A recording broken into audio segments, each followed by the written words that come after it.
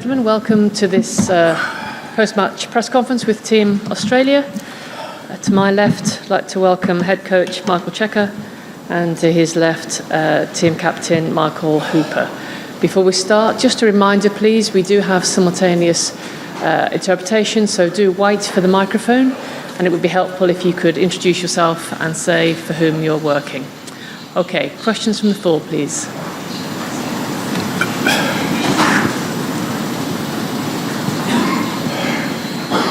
One at the front, please.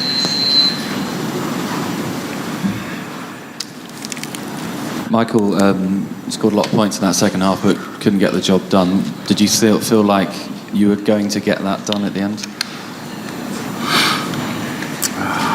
Well, mate, you never know. You can't know. Can you? You can't know. So you don't. We certainly created a lot of momentum, which continually got punctuated for one reason or another. But you can't know. You can't know it's going to happen. You know, you obviously believe in your players that they'll get it done. I thought they had a mighty effort, across the 80 minutes, but not to be. Thank you. Second question there, please.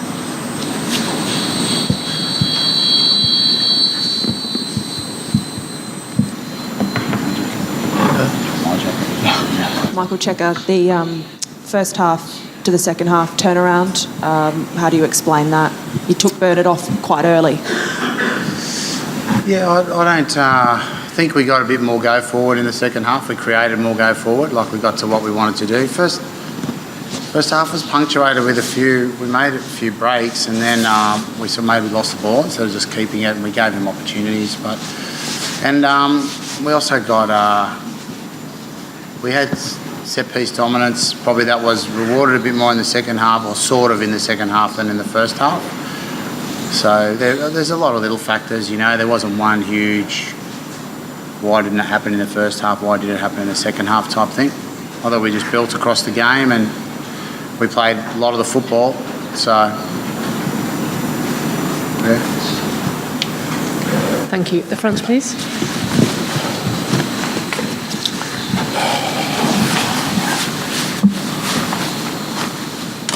Michael Hooper, could you just... Sorry. Got the worst jacket possible. Sorry about that. No problem.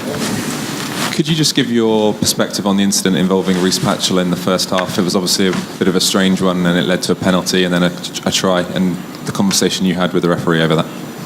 Karevi with incident? I can't remember word for word my discussion with him. I don't know how to carry into a player. As a player, I'm trying to make a dominant carry, and he's used poor tackle tech and fallen back. I don't know. I just don't know what Samu could have done there. So I was just asking in future, because the decision was made. That's all right. What could we do to make that not happen again? And that was the discussion that me and Roman were having. Thank you. Follow up. Get the microphone again, please. Thank you. I'll just follow that then and say, was there what feedback did you get, and what did you learn to maybe take into the future? No, it was just he kept referring back to the incident itself, which is fine. Moved on. Thank you. At the front again, please. Thank you. A question for Michael Cheika, please. We've had some narrow margins in this fixture in the last 10 years. I was wondering what you thought was different about this Welsh display, even having them won last year. And do you think they could go all the way? Some people are already describing them as World Cup contenders. I don't think that's for me to talk about, really, is it? We played our game against them. We're on to the next thing. They won. We're on to the next game. It's not my place to talk about who's going to win, who's not. Thank you. There, please. Michael Cheika, what's your take on Roman and Michael and Samu's talk about the tackle technique? The carry technique, sorry. Oh, yeah. Well, it was pretty funny because I thought I'd seen that tackle before. It could have been Reece Hodge. I'm not sure.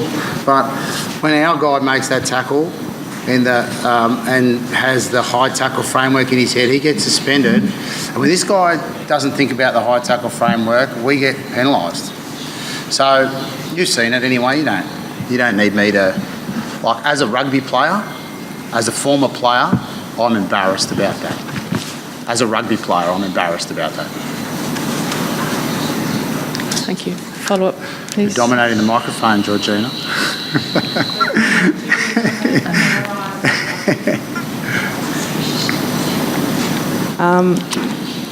Just on that conversation though, were you guys aware of, that you can't fend, but and you shouldn't lead with your elbow and your forearm? Samu's done it a little. He did it in Perth.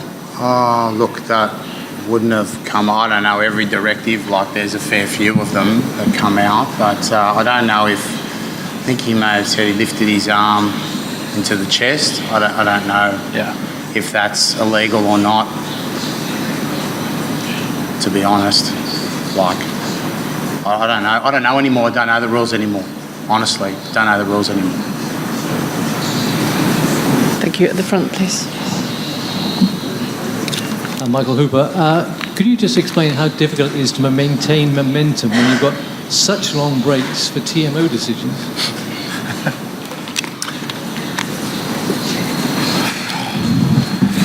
We just have conversations within our own team. Like, what can you do? If it's going to be a factor in the game, we've got to deal with it like Wales dealt with it as well. Like, every team's going to have this thing coming up. We probably would have liked the ball to be played a bit more, because I think back end of that first half we started getting some roll, and then evidently in the second half we dominated that. So TMO didn't help us there. Thank you. The back, please. For both Michaels, it's Juliano Passini from Alma Rugby in Brazil. In Brazil, football is of people not too hard. Is rugby getting softer?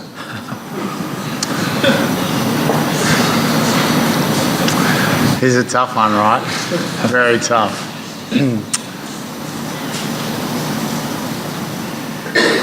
Yes. You got to take care, mate. You got to look after players, but not to an extreme where you're looking after players just for doctors and lawyers. You got to look after players for players. My take on it is I'm pretty battered and bruised, so it doesn't feel like it's getting any softer. Like to make an 80-minute game, not 95 minutes. Thank you. Gentleman there, please. Michael Hooper, the way the game has gone, the way the tournament has gone, your first half collision with Dan Biggar, were you afraid that you might be off? No, I knew I hit him low. I didn't hit him in the head. I found it tough to pull out. No, that's the thing with slow-mo. Slow-mo make it look like anything, right? So I think that was probably fair in the end. I would have been surprised if it went any further. Geez, I'd hope not. You don't know. But yeah, look, we had to move on there. Probably, just on us, we're probably ill-disciplined in the first half. And I think Wales, some of their shots on goal there with the drop goal was a change-up that worked quite well for them. That's probably a difference in the end. Thank you. Over on the left, please, and then we'll come to the front. Michael Cheika, are you concerned about that you're leaving it to the 40th, 50th minute before the game, getting that game that you talk about building? You're giving away too much in those first halves? No, I think some bits and pieces in the game sort of conspired against us early on. A few, I'm not quite sure why we'd be collapsing the scrum when we're pushing the other team forward. And the referee penalises them and then changes the decision to us. Well, to penalise them and then the linesman tells him. And those types of things change the momentum you're building. You're at the World Cup, so it's going to be tight. Like, you're playing against all good teams, so you've got to build a game as well. And you're not always going to be in front. You've got to build pressure and build, I suppose, positive outcomes and momentum, even when you're behind, sometimes, because sometimes the scoring's not always in your control. So I'm not worried about it at all. I think when we're starting well, we've got to convert maybe some more points, and, you know, that could come at some stage in the next game. We'll get on with it from there. Thank you. Front, please. Michael, just with all that's been said about the tackle stuff and how it was refereed today, do you feel like this World Cup has got a serious problem on its hands if you're one of the top coaches in the game and you're saying you don't feel like you know the laws? Well, the first wrong thing you've said then is I'm one of the top coaches in the game. I've got my doubts about that because I don't understand anymore. Yeah, it's not, mate. They all seem spooked. Like everyone seems worried about. Like they're all worried about stuff so much. I'm not sure why they're worried. Players aren't worried. But then it's affecting everything else on the field as well. Decisions on all types of crazy stuff. And then I heard that the English guy got off at the suspension thing. You know, I go, wow. So, you know, I haven't really said anything there, have I? I just made a whole bunch of... But, like, it shows if you're not sort of confused, then, you know, maybe the lights going out at the end was a bit of a symbol. I can't speak for the administrators, but I guess they would say they're trying to protect the players for the players' sake. And, mate, the administrators are spooking the referees. Referees are worried about making the wrong decision. And they're becoming ultra cautious about everything, and it's not inviting to the fans. Why should we be having booing out there in a game like that with those types of crowds? You know, there shouldn't be people booing. They're not booing the players either, right? So that shouldn't be happening.